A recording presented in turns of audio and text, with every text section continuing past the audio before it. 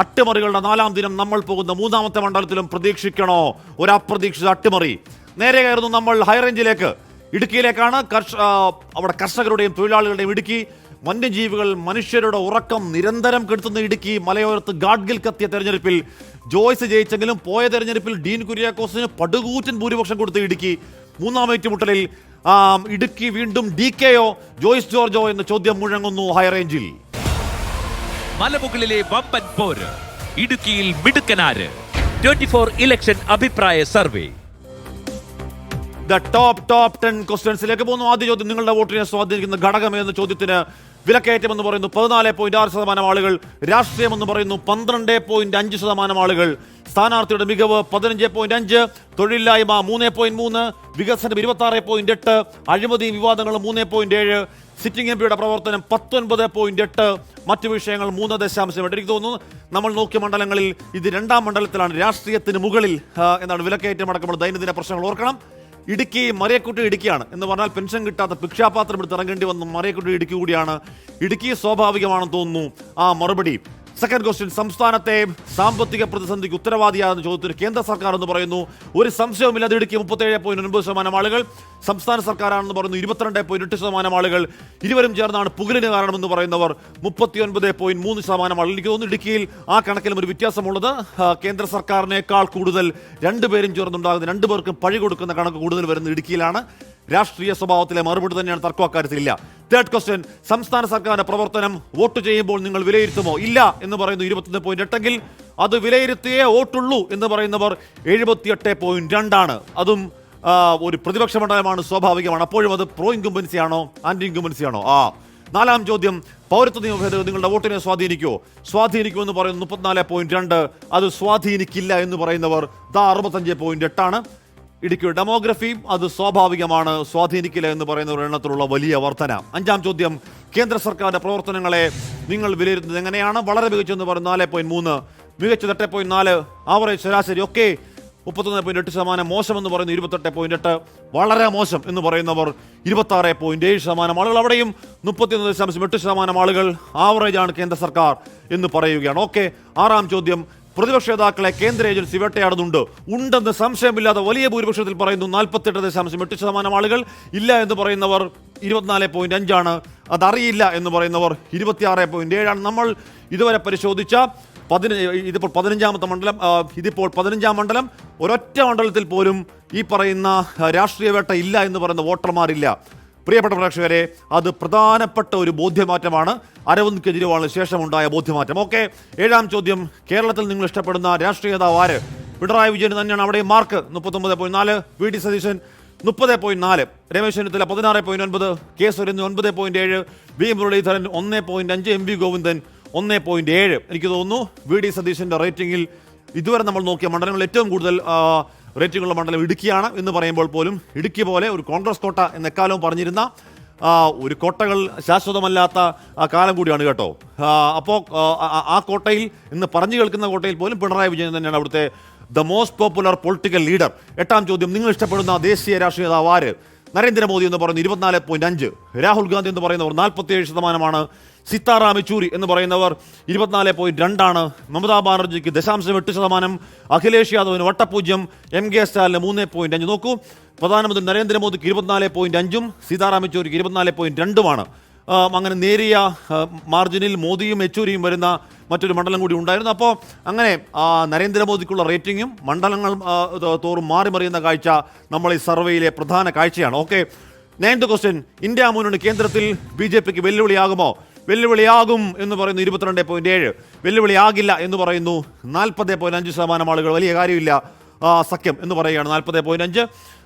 അക്കാര്യം ഞങ്ങൾക്കറിയില്ല, എന്തും സംഭവിക്കാമെന്ന നിലപാടുള്ളവർ 36.8% ആളുകൾ. ഓക്കെ. 10ാം ചോദ്യം, രാജ്യമാര് ഭരിക്കും? NDA സഖ്യം എന്ന് പറയുന്നവർ 60.3%, ഇന്ത്യ സഖ്യം എന്ന് പറയുന്നത് 24.7%, മറ്റുള്ളവർ എന്ന് പറയുന്നവർ 0.6%, നോ കമൻസ്, ഇക്കാര്യത്തിൽ ഞങ്ങൾക്കൊന്നും പറയാനില്ല എന്ന് പറയുന്നവർ 14.4% ആളുകൾ പറയുകയാണ് ഞങ്ങൾക്ക് ഇക്കാര്യത്തിൽ ഈ വിഷയത്തിൽ തൽക്കാലം ഇപ്പോൾ ഒന്നും പറയാനില്ല. 10 ചോദ്യങ്ങൾ. ഓക്കെ. അപ്പോ മലമുകളിലെ വമ്പൻ പോര്, ഇടുക്കിയിൽ മിടുക്കനാര്? 24 ഇലക്ഷൻ അഭിപ്രായ സർവേ.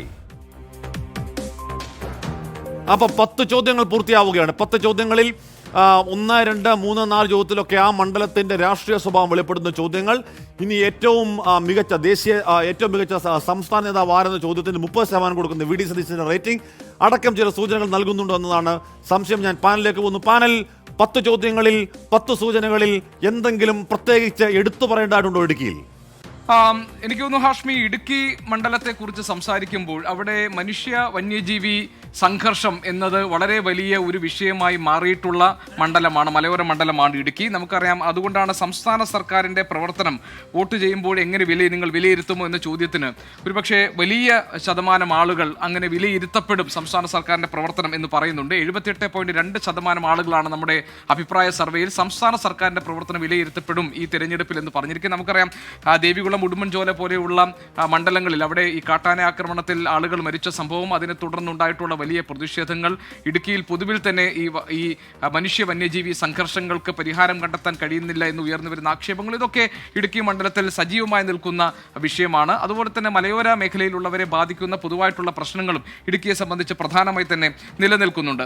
എനിക്ക് തോന്നുന്നു അതേപോലെ തന്നെ സിറ്റിംഗ് MP-യുടെ പ്രവർത്തനമാണ് വോട്ടിനെ സ്വാധീനിക്കുന്ന പ്രധാനപ്പെട്ട ഘടകമായി ഈ അഭിപ്രായ സർവേയിൽ പങ്കെടുത്ത ഭൂരിപക്ഷം ആളുകളും പറഞ്ഞിരിക്കുന്നത്. അതിന് മുകളിൽ വികസനം പ്രധാനപ്പെട്ട ഒരു പ്രശ്നമായി 26.8% ആളുകൾ വികസനം ഒരു പ്രധാനപ്പെട്ട പ്രശ്നമായി അവതരിപ്പിച്ചിട്ടുണ്ട്. ഇത് ഒരേ സ്ഥാനാർത്ഥികൾ പരസ്പരം ഏറ്റുമുട്ടുന്ന മൂന്നാമത്തെ അംഗം എന്ന പ്രത്യേകത കൂടി ഇടുക്കിയിലുണ്ട്. ഡീനും ജോയ്സ് ജോർജും തമ്മിൽ ഏറ്റുമുട്ടുന്നത് ഒരു മൂന്നാമത്തെ തവണയാണ്. ദിലീപ്, ഇടുക്കിയിലെ സവിശേഷമായ സാഹചര്യം, ഇപ്പോൾ അതൊരു ഹിന്ദു ഭൂരിപക്ഷ മണ്ഡലമാണ്, പക്ഷേ ക്രൈസ്തവ വോട്ടുകളാണ് അവിടുത്തെ വിജയത്തെ നിർണ്ണയിക്കാൻ പോകുന്നത്. ഇപ്പോൾ ഡീൻ കുര്യാക്കോസ് ഒരു MP, സിറ്റിംഗ് MP എന്ന നിലയിലുള്ള പ്രവർത്തനം വിലയിരുത്തപ്പെടുമ്പോൾ ജോയ്സ് ജോർജ് ഇതാദ്യമായി ചിഹ്നത്തിൽ മത്സരിക്കുകയാണ്. അപ്പോൾ അത് ഏതെങ്കിലും തരത്തിൽ ജോയ്സിന് അനുകൂലമായി മാറുമോ? എന്താണ് ഇടുക്കിയിലെ സാഹചര്യം, എങ്ങനെയാണ് നമ്മൾ കാണേണ്ടത്? ഗോപി, നമ്മൾ നോക്കുമ്പോൾ സംസ്ഥാനത്തെ മറ്റു മണ്ഡലങ്ങളിൽ നിന്ന് വ്യത്യസ്തമായി ഇടുക്കിയുടെ ഒരു സവിശേഷത എന്ന് പറയുന്നത് വളരെ പ്രാദേശികമായ വിഷയങ്ങൾ, പ്രത്യേകിച്ച് അവരുടെ നിത്യജീവിതവുമായി ബന്ധപ്പെട്ട വിഷയങ്ങൾ വളരെ സജീവമായി ചർച്ച ചെയ്യുന്ന ഒരു തെരഞ്ഞെടുപ്പായിരിക്കും. അവർക്ക് ഏത് തെരഞ്ഞെടുപ്പായാലും ആ നിലയിൽ തന്നെയായിരിക്കും. ദേശീയ രാഷ്ട്രീയം എന്തായിക്കൊള്ളട്ടെ, സംസ്ഥാന രാഷ്ട്രീയത്തിൻ്റെ ഗതിവിഗതികൾ എന്താകട്ടെ, പക്ഷേ അവരുടെ ജീവിതവുമായി ബന്ധപ്പെട്ട നേരത്തെ ഗോപി ചൂണ്ടിക്കാട്ടിയതുപോലെയുള്ള വന്യജീവി ആക്രമണമുണ്ട്, പട്ടയ വിതരണവുമായി ബന്ധപ്പെട്ട പ്രശ്നങ്ങളുണ്ട്. ഇതുകൂടാതെ നേരത്തെ കഴിഞ്ഞ തെരഞ്ഞെടുപ്പുകളിലൊക്കെ വലിയ ചർച്ചയായിരുന്ന കാര്യങ്ങൾ ഗാഡ്ഗിൽ, കസ്തൂരിരംഗൻ റിപ്പോർട്ടുകളായിരുന്നു. ഹൈറേഞ്ച് സംരക്ഷണ സമിതിയായി ജോയ്സ് ജോർജ്, ഇപ്പോഴത്തെ ഇടതുമുന്നണി സ്ഥാനാർത്ഥി ജോയ്സ് ജോർജ് തന്നെ ഹൈറേഞ്ച് സംരക്ഷണ സമിതിയുടെ ഒരു പ്രൊഡക്റ്റ് എന്ന് തന്നെ പറയാം. അവർ സംഭാവന ചെയ്ത ഒരു നേതാവാണ്. അപ്പോൾ ആ നിലയിൽ ഉള്ള അവരുടെ ഈ ജീവിത പ്രശ്നവുമായി നിലനിൽക്കുന്ന വിഷയങ്ങളാണ്. അതാരാണോ കൂടുതൽ സജീവമായി ഉന്നയിക്കുന്നത് അവർക്ക് വോട്ട് എന്നതാണ് കുറേ കാലങ്ങളായി ഇടുക്കി മണ്ഡലത്തിലുള്ളവർ അനുവർത്തിക്കുന്നത്. അതുകൊണ്ട് അത് ഇത്തവണത്തെ തെരഞ്ഞെടുപ്പ് വിഷയത്തിലേതായാലും ഈ ഗാഡ്ഗിൽ, കസ്തൂരിരംഗൻ ഇല്ല. പക്ഷേ ദിലീപ്, ഇത്തവണ മറ്റൊരു പുതിയ വിഷയം അവിടെ വന്നിട്ടുണ്ട്, കേരള സ്റ്റോറി. അതെ, കേരള സ്റ്റോറിയുണ്ട്. കേരള സ്റ്റോറി പ്രത്യേകിച്ച് ഇടുക്കി രൂപതയുടെ നിലപാടൊക്കെ വളരെ ചർച്ചയായിട്ടുണ്ട്. അത് നേരത്തെ തന്നെ ഇടുക്കി രൂപത ഹൈറേഞ്ച് സംരക്ഷണ സമിതിക്ക് പ്രത്യക്ഷമായി പിന്തുണ നൽകിയിരുന്ന ഒരു പ്രദേശമാണ്. ഈ ജോയ്സ് ജോർജ് അതിൻ്റെ നിയമോപദേശകനൊക്കെ ആയിരുന്നു. അന്നത്തെ ബിഷപ്പ് മാത്യു ആനിക്കുഴിക്കാട്ടിൽ അദ്ദേഹം വിരമിച്ചതിനു ശേഷം പിന്നീട് അവരുടെ നിലപാടുകളിലൊക്കെ മാറ്റം വരികയും ബിഷപ്പിന് ആ നിലയിൽ ഹൈറേഞ്ച് സംരക്ഷണ നിലനിർത്തുന്നുമില്ല. അപ്പോൾ അത്തരം കാര്യങ്ങളൊക്കെ അവിടെ ഉണ്ട്. പക്ഷേ അതേസമയം തന്നെ അത് 2014 50,000-ൽ പരം വോട്ടുകൾക്ക് ഡീൻ കുര്യാക്കോസിനെ ജോയ്സ് ജോർജ് അന്ന് സ്വതന്ത്ര സ്ഥാനാർത്ഥി എന്ന നിലയിലായിരുന്നു. ഹൈറേഞ്ച് സംരക്ഷണ സമിതി ആദ്യം സ്ഥാനാർത്ഥിയായി ജോയ്സ് ജോർജിനെ പ്രഖ്യാപിക്കുന്നു, ഇടതുമുന്നണി പിന്തുണയുമായി എത്തുന്നു. അത്തരമൊരു സാഹചര്യം ഉണ്ടായിരുന്നു. പക്ഷേ 2014 അദ്ദേഹം ഇടതു പിന്തുണയുള്ള സ്വതന്ത്രനായി മത്സരിക്കുകയാണ് 2014 ചെയ്തത്. പക്ഷേ നേരത്തെ എനിക്ക് പറ്റിയതിലൊരു വസ്തുതാപരമായൊരു പിഴവുണ്ടായിരുന്നു. അത് രാഹുൽ ഗാന്ധി കഴിഞ്ഞാൽ പിന്നെ വലിയ ഭൂരിപക്ഷം ഇത്തവണയും വീണ്ടും ഈ രണ്ടുപേരും തമ്മിൽ ഏറ്റുമുട്ടുന്നു. 1,72,000-ഓളം വോട്ടുകളുടെ ഭൂരിപക്ഷത്തിലാണ് കഴിഞ്ഞ തവണ ഡീൻ കുര്യാക്കോസ് അവിടെ തൊട്ട് മുൻ തെരഞ്ഞെടുപ്പിൽ തന്നെ പരാജയപ്പെടുത്തിയ ജോയ്സ് ജോർജിനെ കഴിഞ്ഞ തവണ പരാജയപ്പെടുത്തിയത്. ഇത്തവണ വീണ്ടും മൂന്നാമതും 2 സ്ഥാനാർത്ഥികളും നേർക്കുനേർ വന്നിരിക്കുകയാണ്. അതുകൊണ്ട് ഈ പ്രാദേശിക വിഷയങ്ങൾ തന്നെയായിരിക്കും. അതായത് രാഹുൽ ഗാന്ധി കഴിഞ്ഞാൽ ഏറ്റവും വലിയ ഭൂരിപക്ഷം കുഞ്ഞാലിക്കുട്ടിക്കായിരുന്നില്ലേ? കുഞ്ഞാലിക്കുട്ടിയുടെ ഭൂരിപക്ഷത്തെ സംബന്ധിച്ച് എനിക്ക് അത്ര വ്യക്തമായ ഒരു കുഞ്ഞാലിക്കുട്ടിക്ക് 2 ലക്ഷത്തി ചില്ലുവാനുമായിരുന്നു കുഞ്ഞാലിക്കുട്ടിയുടെ ഭൂരിപക്ഷം. ശരിയാണ്. അല്ല, അതിനിടയിൽ വേറെ മാത്രമല്ല കേരള കോൺഗ്രസിന്റെ കാര്യവും പറയണം. കേരള കോൺഗ്രസ് മാണി വിഭാഗം ഇടതുമുന്നണിയിലേക്ക് പോയ ശേഷം നടക്കുന്ന ആദ്യത്തെ ലോക്സഭാ തെരഞ്ഞെടുപ്പാണ്. കഴിഞ്ഞ തവണ ഡീനൊപ്പം ആയിരുന്നു റോഷി അഗസ്റ്റിൻ നാമനിർദ്ദേശപത്രിക കൊടുക്കാൻ പോയതെങ്കിൽ ഇത്തവണ ജോയ്സ് ജോർജിനൊപ്പമാണ് പോയത്. പക്ഷേ മാണി ഗ്രൂപ്പിന് അത്രത്തോളം ഇടുക്കി മണ്ഡലത്തിൽ റോഷി ഒരു പ്രധാന പ്രധാനപ്പെട്ട നേതാവും അവിടുത്തെ MLA-യും ഒക്കെയാണ്. പക്ഷേ അവിടെ ജോസഫ് ഗ്രൂപ്പിന്റെ ഒരു തട്ടകമെന്നാണ് നേരത്തെ ലോ റേഞ്ചിൽ ജോസഫ് ഗ്രൂപ്പിന് വലിയ സ്വാധീനം. അതെ, പക്ഷേ ഈ കോട്ടയം മാണി മൂവാറ്റുപുഴ തൊടുപുഴ മേഖലയിലും അത് ഈ എത്രത്തോളം, പക്ഷേ മറ്റു മണ്ഡലങ്ങളിലും മാണി ഗ്രൂപ്പിന്റെ എത്രത്തോളം സ്വാധീനം എന്നുള്ളത് കേരള കോൺഗ്രസ് രാഷ്ട്രീയത്തിൽ തന്നെ. ഇപ്പോൾ കോട്ടയം മാണി ഗ്രൂപ്പിന്റെ സ്വാധീന മേഖല, പക്ഷേ ഇടുക്കിയിൽ ജോസഫ് ഗ്രൂപ്പിന്റെ ഒരു തട്ടകം ഈ പറഞ്ഞ ലോ റേഞ്ച് മേഖലകളിലൊക്കെ. പക്ഷേ ഹൈ റേഞ്ച് മേഖലകളിൽ കൂടുതൽ ഈ മാണി ഗ്രൂപ്പിനൊരു സ്വാധീനമുണ്ടോ? കോൺഗ്രസിനാണ് അവിടെ കൂടുതൽ സ്വാധീനമുള്ളത്. ഇടുക്കി ഒരു കോൺഗ്രസിന്റെ ഒരു UDF മണ്ഡലമാണ്. അത് ഏതെങ്കിലും തരത്തിൽ മാറുന്ന സാഹചര്യം എന്ന് പറയുന്നത് അവിടെ ഉണ്ടാകുന്ന പ്രശ്നങ്ങളാണ്. ഇപ്പോൾ അവിടുത്തെ തനത് പ്രശ്നങ്ങളുടെ പേരിലാണ്. ഇപ്പോൾ ഹൈറേഞ്ച് സംരക്ഷണ സമിതി പ്രശ്നങ്ങളൊക്കെ ആയിരുന്നു ആ സമയത്താണ് അത് ആ മണ്ഡലം മാറി. ഇപ്പോൾ PT തോമസിനെതിരെ ഉണ്ടായ ഗാഡ്ഗിൽ വിഷയത്തിൽ, കസ്തൂരി രംഗൻ വിഷയത്തിലൊക്കെ PT തോമസ് എടുത്ത നിലപാട്, അതിനെ ചൊല്ലി ഉണ്ടായ തർക്കം, സഭയുടെ വിയോജിപ്പൊക്കെ ആയിരുന്നു. സഭ മുഴുവൻ ഒന്നടങ്കം എതിരായിരുന്നു. അത് വലിയ വല്ലാത്ത അവസ്ഥയിലേക്ക് ആ പ്രതിഷേധം മാറി.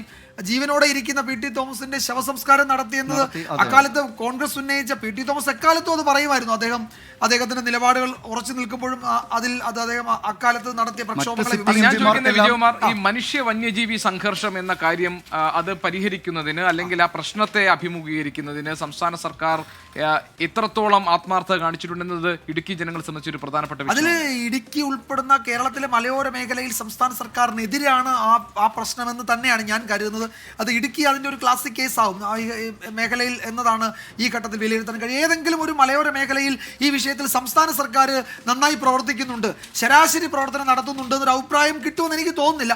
ആ മേഖലയിലൂടെ നമ്മൾ യാത്ര ചെയ്യുമ്പോൾ വനം വകുപ്പിനെതിരാണ് അവിടുത്തെ പൊതുവികാരം. അല്ല, ജോയ്സ് ഒരു ശക്തനായ എതിരാളിയല്ലേ ഇത്തവണയും? അല്ല, എതിരാളിയൊക്കെയാണ്. പക്ഷേ ഈ തനത് വിഷയങ്ങൾ, നേരത്തെ ദിലീപേട്ടൻ പറഞ്ഞ തനത് വിഷയങ്ങൾ അവിടെ സജീവമാണ്. അത് തന്നെയാണ് അവിടെ വിധി നിർണ്ണയിക്കാൻ പോകുന്നത്.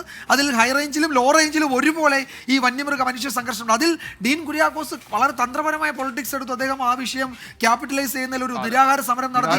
ആ സമരത്തെ MM മണിയെ വിമർശിച്ചു, വളരെ പരിഹാസ്യ രൂപേണ വിമർശിച്ചു.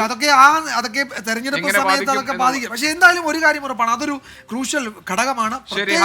അത് വോട്ടിനെ ബാധിക്കുകയും ചെയ്യും. മണ്ഡലങ്ങൾ വളരെ പ്രധാനപ്പെട്ടതായിരിക്കും ഇടുക്കിയിലെ വിധി നിർണ്ണയത്തിന്. പിന്നെ നമ്മളിവിടെ സംസാരിച്ചതുപോലെ പുതിയ വിഷയങ്ങൾ കൂടി ഉണ്ടായിട്ടുണ്ട്. ഇപ്പോൾ കേരള സ്റ്റോറിയുമായി ബന്ധപ്പെട്ട വിവാദങ്ങളൊക്കെ ഇടുക്കിയിൽ രൂപപ്പെട്ടിട്ടുണ്ട്. അതൊക്കെ എങ്ങനെയാണ് ഈ തെരഞ്ഞെടുപ്പിന് ബാധിക്കുന്നത് നോക്കുക. ഏതായാലും അഭിപ്രായ സർവേയിൽ എന്ത് ഫലം വരുന്നു എന്ന് നമുക്ക് കാത്തിരിക്കാം. എക്സാക്ട്ലി എന്ന് പറഞ്ഞാൽ അതിന്റെ കൂടെ ചേർക്കാൻ ഒറ്റ കാര്യം, 2019 ലോക്സഭാ തെരഞ്ഞെടുപ്പിൽ മത്സരിച്ച് തോറ്റ ഏതെങ്കിലും ഒരാൾക്ക് CPM സീറ്റ് കൊടുത്തുള്ളത് ജോയ്സ് ജോർജിന് മാത്രമാണ്. ബാക്കി ഈ പറയുന്ന P ജയരാജനാവട്ടെ, അങ്ങനെ പല പല പല പല ആളുകൾ, കാസർഗോഡ് സതീശൻ തന്നെ ആവട്ടെ, ആർക്കും സീറ്റ് കൊടുത്തിട്ടില്ല. അപ്പോൾ എന്തുകൊണ്ടാണ് ജോയ്സിന് ഒരിക്കൽ കൂടി എന്നുള്ള സീറ്റ്? അത് ജോയ്സിൽ പ്രതീക്ഷ അർപ്പിച്ചാണോ അതോ ഒരു സ്ഥാനാർത്ഥി ദാരിദ്ര്യം ഉണ്ടോ എന്ന് ചോദ്യം കൊണ്ടുവരണം. ഓക്കെ, അതുപോട്ടെ. ഇവിടെ ഒരു പ്രേക്ഷകൻ മല്ലൂസ് ഫുഡ് ഫാക്ടറി പറയുന്നു ജോയ്സ് വിജയിക്കും, കുറിച്ചു വെച്ചോ, ഞാനാ പറയുന്നത് പറയുന്നു. തങ്കപ്പൻ ചേട്ടൻ പറയുന്നു ഇക്കുറി ഇടുക്കി ഡീൻ വിജയിക്കുമെന്ന് പറഞ്ഞു തങ്കപ്പൻ കേക്കെ. അപ്പോൾ ആര് ജയിക്കും, ആര് ഭരിക്കും, ആര് നയിക്കും മലയോരം എന്ന മുദ്രാവാക്യം ഉയരുമ്പോൾ ഈ മണ്ഡലത്തിൽ ആര് വിജയിക്കുമെന്നാണ് നിങ്ങൾ കരുതുന്നതെന്ന ചോദ്യത്തോട് ഇടുക്കിയുടെ ഹൈ റേഞ്ചിന്റെ മലയോരത്തിന്റെ പ്രതികരണം. ഡീൻ കുര്യാക്കോസ് 47.2% ഒന്നാം സ്ഥാനത്ത്. ഡീൻ ഇക്കുറി മലയോരം വാഴും എന്ന് തന്നെ പറയുന്നു ഇടുക്കി. ജോയ്സ് ജോർജ് എന്ന് പറയുന്നു 39.6% ആളുകൾ NDA സഖ്യത്തിന്റെ സംഗീത വിശ്വനാഥിന് 12.3% വോട്ടുകൾ മാത്രം നേടിക്കൊണ്ട് ബഹുദൂരം പിന്നിൽ. മറ്റുള്ളവർ 9.9. അപ്പോൾ ഇക്കുറി മാറ്റമില്ല എന്നാണ് ഇടുക്കിയിൽ ഡീൻ കുര്യാക്കോസ് 47.2% വോട്ടുകളുമായി ഒന്നാം സ്ഥാനത്ത്. മുന്നിൽ ലീഡ് ചെയ്യുന്നു നമ്മുടെ സർവേയിൽ ഡീൻ കുര്യാക്കോസ്. LDF സ്ഥാനാർത്ഥി മൂന്നാം ഊഴത്തിൽ ജോയ്സ് ജോർജ് 39.6 വോട്ടുകളുമായി രണ്ടാം സ്ഥാനത്ത്.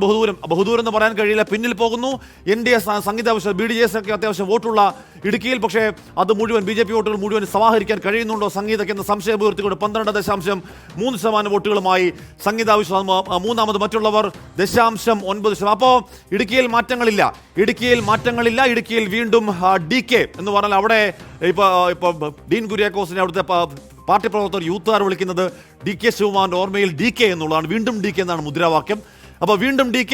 ജോയ്സ് ജോർജിന് വീണ്ടും പരാജയം. 16 നാൾ ബാക്കി നിൽക്കെ ഏതാണ്ട് 9% എന്ന് പറയുമ്പോൾ ഡീൻ കുര്യാക്കോസ് സേഫാണ്, കംഫർട്ടബിൾ ആണ്. ഗാഡ്ഗിലില്ലാത്ത വിഷയങ്ങൾ മാറി വന്നു ഇക്കുറി. അരിവാൾ ചുറ്റ് നക്ഷത്ര ചിഹ്നവും ജോയ്സിന് രക്ഷയ്ക്കെത്തുന്നില്ല. മാറി വരുമെന്ന് കരുതിയ കേരള കോൺഗ്രസ് വോട്ടുകൾ ജോയ്സിന് കാര്യമായ സംഭാവന നൽകുന്നില്ല എന്നും വ്യക്തം. അപ്പോൾ അവിടുത്തെ കാറ്റ് മാറി വീശുന്നില്ല. വീണ്ടും ഇടുക്കി, വീണ്ടും ഡീൻ കുര്യാക്കോസ്. അപ്പോൾ ഞാൻ ഓവർ ടു പാനൽ. അപ്പോൾ ഇത് അപ്രതീക്ഷിതമല്ല. മാത്രമല്ല ഒരു 9% വ്യത്യാസം 16 നാളുകൾക്ക് ഇപ്പോൾ എന്ന് പറയുമ്പോൾ അവിടെ ജോയ്സിന് കാര്യമായി ഇമ്പാക്ട് ഉണ്ടാക്കാൻ ഇക്കുറി കഴിയുന്നില്ല. ഒന്നാമത്തെ ചോദ്യം. രണ്ടാമത്തെ കാര്യം, ഈ കേരള കോൺഗ്രസ്സുകാർക്ക് ഒരുപാട് വോട്ടുണ്ടെന്ന് പറയുന്ന സ്ഥലമാണ്. അവിടെ കെ എം മാണി UDF ഉള്ളപ്പോൾ രണ്ടാം സീറ്റ് ഇടുക്കി വേണമെന്ന് പറയുന്ന മണ്ഡലമാണ്. അപ്പോൾ അവരുടെ വോട്ടൊക്കെ എവിടെ പോകുന്നു എന്ന സംശയമൊക്കെ ഉണ്ട് കേട്ടോ ഇവിടെ. ആഷ്മി, ഇതൊരു വലിയ വ്യത്യാസം, വലിയൊരു മാർജിനിൽ ഡീൻ കുര്യാക്കോസിന്റെ വിജയ സാധ്യത പ്രവചിക്കുകയാണ് നമ്മുടെ അഭിപ്രായ സർവേ. നേരത്തെ നമ്മുടെ അനലിസ്റ്റുകളൊക്കെ പറഞ്ഞതുപോലെ തന്നെ ദിവസങ്ങൾ ഇനിയുമുണ്ട്. എന്തൊക്കെ പ്രധാനപ്പെട്ട വിഷയങ്ങൾ ഇനി ചർച്ചയാകുമെന്ന് നമുക്ക് കാത്തിരുന്ന് കാണേണ്ടതുമാണ്. പക്ഷേ നിലവിൽ ഇപ്പോൾ ഈ അഭിപ്രായ സർവേ പരിശോധിക്കുമ്പോൾ നമ്മൾ ദിലീപൊക്കെ നേരത്തെ പറഞ്ഞതുപോലെ തന്നെ ഇടുക്കിയിലെ ജനങ്ങളുടെ ദൈനംദിന ജീവിതത്തെ ബാധിക്കുന്ന പ്രധാനപ്പെട്ട വിഷയങ്ങൾ, അത് കൂടുതൽ സങ്കീർണമാകുന്ന കാലമായിരുന്നു ഈ കടന്നുപോയത്. ആ പ്രശ്നങ്ങളിലൊക്കെ എത്രത്തോളം ആർജവത്തോടുകൂടിയും ആത്മാർത്ഥതയോടുകൂടിയും സംസ്ഥാന സർക്കാരൊക്കെ ഇടപെട്ടിട്ടുണ്ടെന്നുള്ള ചോദ്യമൊക്കെ ഇടുക്കിയിലെ വോട്ടർമാരുടെ മനസ്സിൽ ഒരുപക്ഷെ ഉയർന്നു വന്നേക്കാം. അതുകൊണ്ടുകൂടിയാകാം അത്തരം പ്രശ്നങ്ങളിലുള്ള ഒരു വിധിയെഴുത്ത് കൂടിയായി നമുക്ക് വേണമെങ്കിൽ ഈ അഭിപ്രായ സർവേയിലെ ഫലത്തെ കാണാം, അല്ലേ ഗോപി? തീർച്ചയായും. കാരണം വലിയൊരു വിജയമാണ്, വലിയ ഭൂരിപക്ഷത്തിലുള്ളൊരു വിജയമാണ് ഇപ്പോൾ നമ്മുടെ ഈ അഭിപ്രായ സർവേ പ്രവചിച്ചിരിക്കുന്നത്. നേരത്തെ ഒരുപക്ഷെ കഴിഞ്ഞ 2019 തെരഞ്ഞെടുപ്പിൽ ഡീൻ കുര്യാക്കോസ് നേടിയതിനേക്കാൾ ഒരുപക്ഷെ കൂടിയ വോട്ടുകളുടെ ഭൂരിപക്ഷത്തിൽ ഇത്തവണ വിജയിച്ചേക്കാം. അതിന് നേരത്തെ പറഞ്ഞിട്ടുള്ള, നമ്മൾ ചർച്ച ചെയ്ത പല കാരണങ്ങൾ തന്നെയായിരിക്കാം അതിൻ്റെ പ്രധാനപ്പെട്ട ഘടകം. കാരണം അവരുടെ ജീവിത പ്രശ്നവുമായി ബന്ധപ്പെട്ട വിഷയങ്ങൾ ഉണ്ടാകുമ്പോൾ അവിടേക്ക് ഇപ്പോൾ ഏറ്റവും ഒടുവിൽ ഡീൻ കുര്യാക്കോസ് ഓടിയെത്തിയതുപോലെ ഈ വന്യജീവികളുടെ ആക്രമണം, ആനകളുടെ ആക്രമണം ആ മേഖലയിൽ തുടർക്കഥയാകുമ്പോൾ അവിടെ എത്തുന്നു, നിരാഹാര സമരം നടത്തുന്നു. അവിടെ ഒരാളെ ആന ചവിട്ടിക്കൊന്നപ്പോൾ അവിടെ പ്രതിഷേധ സൂചകമായി ഡീൻ കുര്യാക്കോസ് എത്തുന്നു. അങ്ങനെയുള്ള സംസ്ഥാന സർക്കാരിൻ്റെ പിടിപ്പുകേട്, കേന്ദ്ര സർക്കാരിൻ്റെയും ഒക്കെ പിടിപ്പുകേടാണ് ഇതെന്ന് ആരോപിച്ചുകൊണ്ട് അവിടുത്തെ ജനങ്ങളുടെ ജീവിതം ഇത്രയും ദുരിതപൂർണമായതിന് കേന്ദ്ര സംസ്ഥാന സർക്കാരുകൾ നടപടിയെടുക്കാത്തതാണ് എന്നത് ഒരു വിഷയമായി ഡീൻ കുര്യാക്കോസ് അതിൽ ഉയർത്തിക്കാട്ടുന്നതിലും അതിൻ്റെ ഒരു ചാമ്പ്യനാകുന്നതിൽ ഡീൻ കുര്യാക്കോസിന് പലപ്പോഴും കഴിയുന്നുണ്ട്. മറ്റൊന്ന് ആ മണ്ഡലത്തിൽ ഇപ്പോൾ തന്നെ കൂടുതൽ പേരും അവരുടെ ഈ വോട്ട് ചെയ്യുമ്പോൾ പരിഗണിക്കുന്ന പ്രധാനപ്പെട്ട വിഷയങ്ങളിലൊന്ന് വികസനവുമായി ബന്ധപ്പെട്ടാണ്. ഇടുക്കിയെ സംബന്ധിച്ച് ഇടുക്കിയിൽ അവിടെ LDFും UDFും ഒരുപോലെ അവകാശവാദം ഉന്നയിക്കുന്ന അവിടുത്തെ റോഡുകളുടെ സ്ഥിതി സംബന്ധിച്ചാണ്. അവിടുത്തെ റോഡുകൾ വളരെ കഴിഞ്ഞ പ്രളയകാലത്തിനൊക്കെ ശേഷം പിന്നീട് പലപ്പോഴും ഇത് ഇടുക്കിയിലെ റോഡ് എന്നത് ഇവർ ഈ കേന്ദ്ര സർക്കാരിൻ്റെ പ്രധാനപ്പെട്ട അവർ നടപ്പാക്കിയ ഒരു വികസനമാണ്. മറ്റൊന്ന് സംസ്ഥാന സർക്കാരിന്റെ സംസ്ഥാന പാതയിലാണ് ഈ റോഡുള്ളത് എന്ന ഈ അവകാശവാദങ്ങളൊക്കെ ഉണ്ടായിരുന്നു. അതിന് അരിക്കൊമ്പൻ റോഡ്, അതെ. അപ്പൊ അതിൽ ഡീൻ ഈ അരിക്കൊമ്പനെ കൊണ്ടുപോയ ആ റോഡിന്റെ ആ ഒരു ഏരിയൽ വ്യൂ ഒക്കെ ചൂണ്ടിക്കാട്ടിയാണ്. അപ്പോൾ അത് ഈ റോഡിന്റെ വികസനം സാധ്യമാക്കിയത് താനാണ് എന്ന് ഡീൻ കുര്യാക്കോസ് അവകാശപ്പെടുന്നുണ്ട്. പ്രത്യേകിച്ച് ധനുഷ്കോടി ദേശീയപാതയുമായി ബന്ധപ്പെട്ട് വിശദമായ ഒരു പദ്ധതിയാണ് താൻ സമർപ്പിച്ചത്, അതിന്റെ പിന്നിൽ അത് വോട്ടായി മാറും എന്നൊക്കെ ഡീൻ കുര്യാക്കോസിനെ പിന്തുണയ്ക്കുന്നവർ അവകാശപ്പെടുന്നുമുണ്ട്. ഏതായാലും ഈ ഘടകങ്ങളൊക്കെ ഒരുപക്ഷെ ഡീൻ കുര്യാക്കോസിന് തുണയായി വരാനുള്ള സാധ്യത എന്താണ്? ഇല്ല, ഇതിൽ എനിക്ക് പ്രത്യേകിച്ച് അത്ഭുതമൊന്നും തോന്നുന്നില്ല. എറണാകുളം പോലെ കോൺഗ്രസിന്റെയും UDFിന്റെയും ഐക്യജനാധിപത്യ മുന്നോട്ട് ഒരു കോട്ടയാണ് ഇടുക്കി. അത് തകരുന്നത് അവരുടെ ആഭ്യന്തര തർക്കങ്ങളും അവരുടെ പ്രാദേശിക പ്രശ്നങ്ങളും മൂലമാണ്. എപ്പോഴെങ്കിലും തകർന്നിട്ടുണ്ടെങ്കിൽ അത് ആ കോട്ട ഭദ്രമായി നിലനിർത്തുന്നു എന്നാണ് നമ്മുടെ സർവേയിലെ കണ്ടെത്തൽ. അതിന് നേരത്തെ പറഞ്ഞതുപോലെ ഈ വന്യജീവി സംഘർഷം ഒരു കാരണം തന്നെയാണ്. അതിൽ ജനം സർക്കാരിനെതിരെ ഒരു ആന്റി ഇൻകുംബൻസി എന്ന മട്ടിൽ തന്നെ അവിടെ വോട്ട് ചെയ്യുന്നുണ്ട്, ഹൈ റേഞ്ചിലും ലോ റേഞ്ചിലും ഒക്കെ. കഴിഞ്ഞ തവണത്തേക്കാൾ മികച്ച ഭൂരിപക്ഷം എന്ന് വേണമെങ്കിൽ നമുക്ക് പറയാവുന്നതാണ് നമ്മളുടെ കണക്ക്. എന്തായാലും അതിൽ വലിയ മാറ്റം വരാനുള്ള സാധ്യത കാണുന്നില്ല. ശരി ആഷ്മി, ഇടുക്കി UDF നിലനിർത്താനുള്ള സാധ്യത എന്നതാണ് അഭിപ്രായ സർവേയിൽ പറയുന്നത്. അതിന് അനുകൂലമായ സാഹചര്യങ്ങൾ ഉണ്ട് എന്ന് നമുക്ക് വിലയിരുത്താം. പിന്നെ നമുക്ക് കാത്തിരിക്കാം.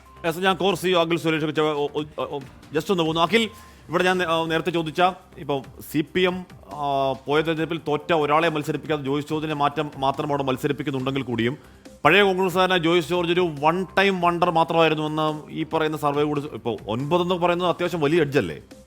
തീർച്ചയായിട്ടും അവിടെ ഒരു മത്സരം ഉണ്ട് എന്ന് നമുക്ക് പറയാൻ സാധിക്കില്ല. കാരണം നമ്മുടെ സർവേ പ്രകാരം 9% ക്ലിയർ എഡ്ജ് UDF സ്ഥാനാർത്ഥി ഡീൻ കുര്യാക്കോസിനോട് ഉണ്ട്. അപ്പോൾ എങ്കിലും CPM-നെ സംബന്ധിച്ച് അല്ലെങ്കിൽ LDF-നെ സംബന്ധിച്ച് അവരുടെ കൈവശമുള്ള മികച്ചൊരു സ്ഥാനാർത്ഥി എന്ന രീതിയിലാണ് മറ്റെല്ലാവരും ഒഴിവാക്കപ്പെട്ടപ്പോഴും ജോയ്സ് ജോർജിന് അവിടെ ഒരവസരം കിട്ടിയത്.